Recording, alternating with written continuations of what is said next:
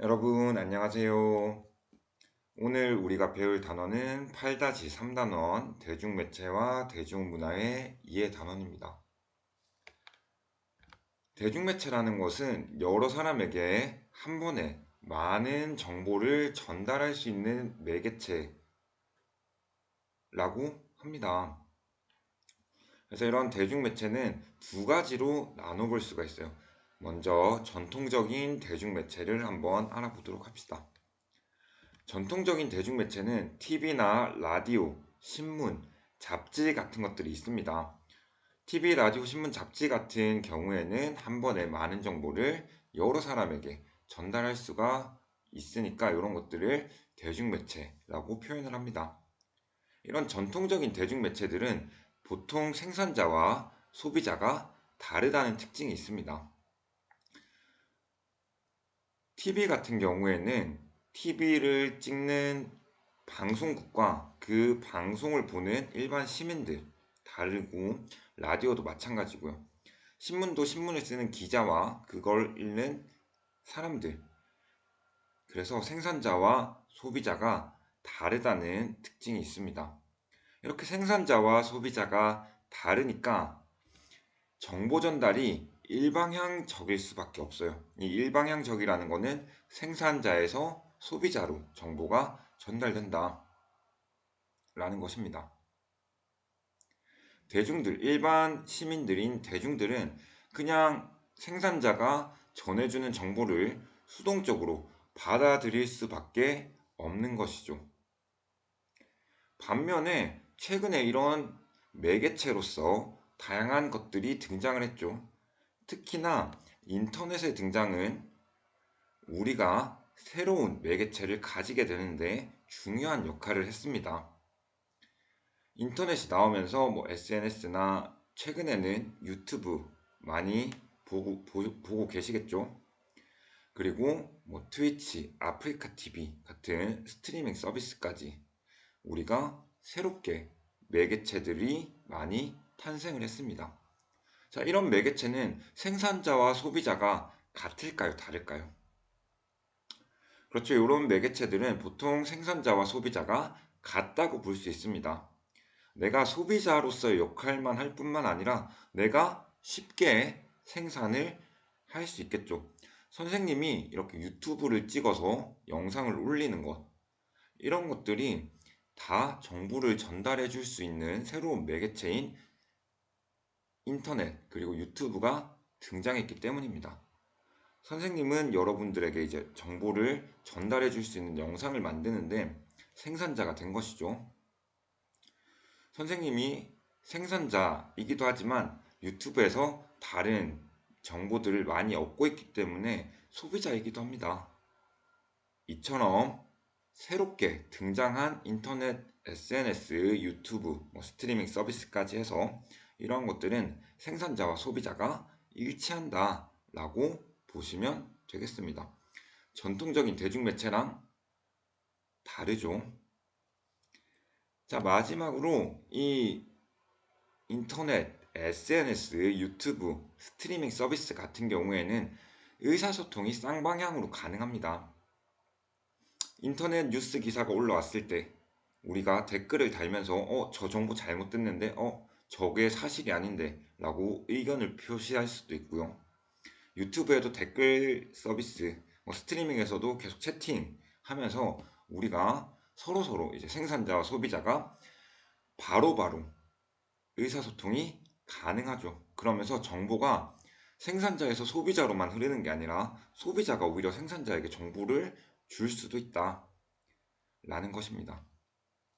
이렇게 새롭게 나타난 인터넷, SNS, 유튜브, 스트리밍 서비스 같은 것들을 다 묶어서 뭐라고 부르냐면 뉴 미디어라고 부릅니다. 새롭게 생겨난 미디어다 해서 뉴 미디어라고 부르고 있습니다. 전통적인 대중매체랑은 특징이 다른 면들이 많이 있죠. 대중매체는 이렇게 정리를 할 수가 있겠습니다.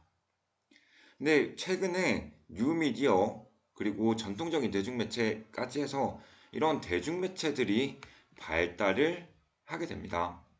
이런 대중매체는 한 번에 여러 사람에게 정보를 전달할 수 있으니까 우리 사회의 정치, 경제, 사회, 문화 같은 다양한 분야에 영향을 미칠 수가 있습니다. 뭐 예를 들어서 유튜브에서 뭐 정치적인 이야기를 할 수도 있고 아니면 뭐 사회적인 이야기도 할 수가 있겠죠. 새롭게 문화로 떠오르는 뭐 케이팝 이런 것들도 새롭게 우리가 유튜브에서 볼 수도 있고요.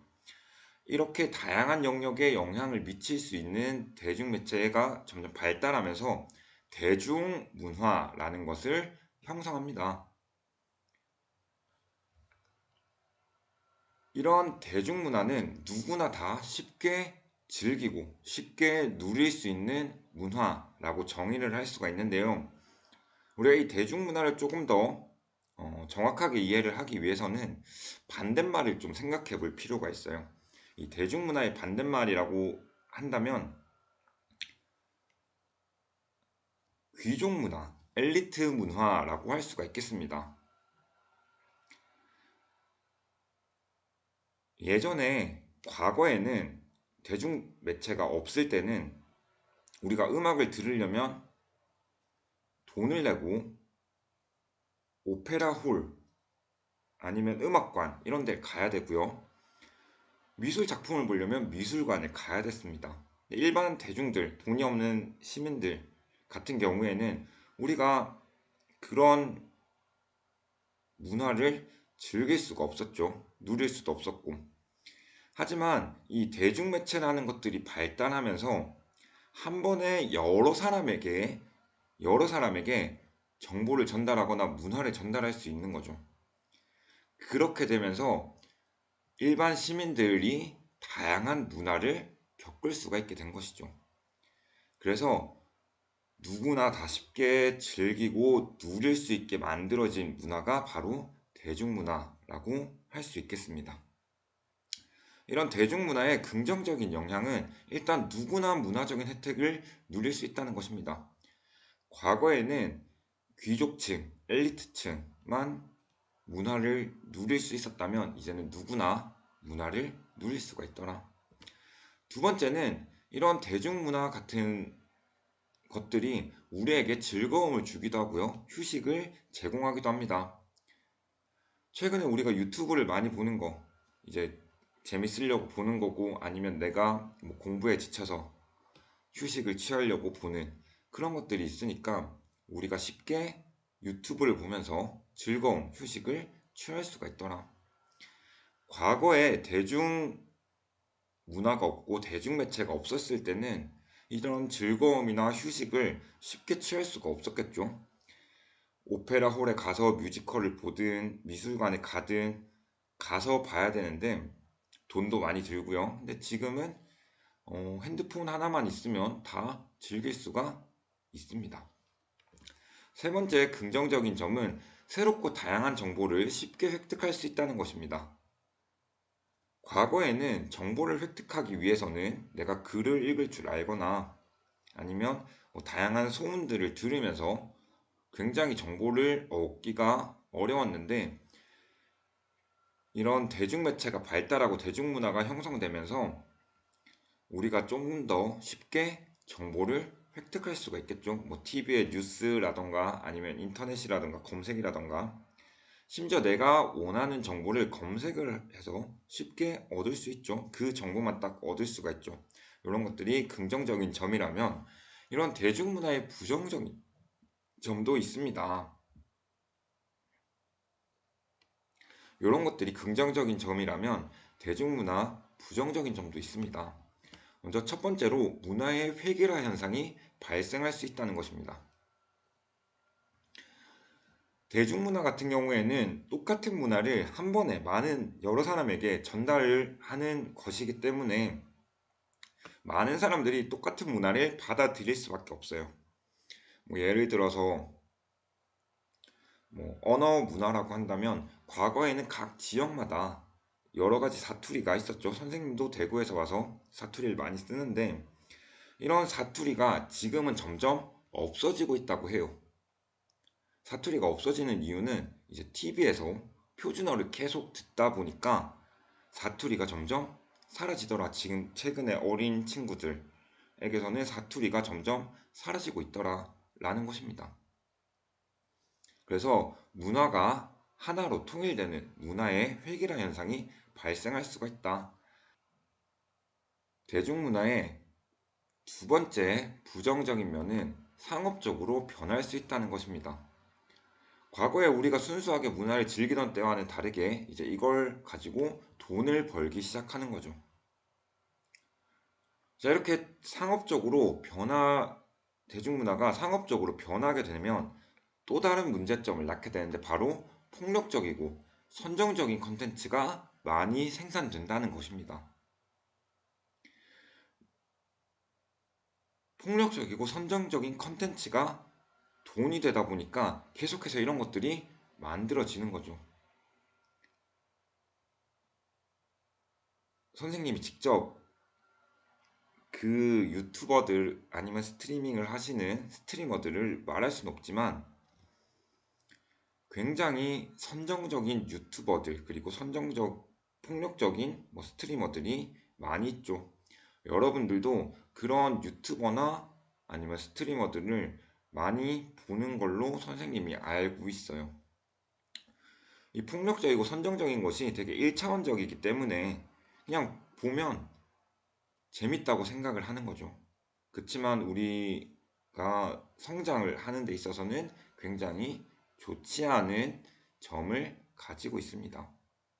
그래서 우리는 항상 이런 대중문화를 바라볼 때 어떤 자세를 가지고 바라봐야 되냐면 비판적인 자세를 가지고 바라봐야 됩니다. 너무 폭력적이진 않은가? 너무 선정적이진 않은가? 아니면 뉴스 기사를 볼 때도 제목이 되게 자극적으로 나와서 그것만 보고 믿지 말고 들어가서 한번 확인을 해보던가. 이렇게 비판적인 자세를 가지고 대중문화를 바라봐야지 우리가 성장하는 데 있어서 특히나 청소년기에 자아 정체성을 형성하는 데 있어서 굉장히 중요한 역할을 하게 됩니다. 대중문화를 비판적인 자세로 바라보자. 이렇게 말하면서 오늘 수업은 여기까지 하겠습니다. 안녕.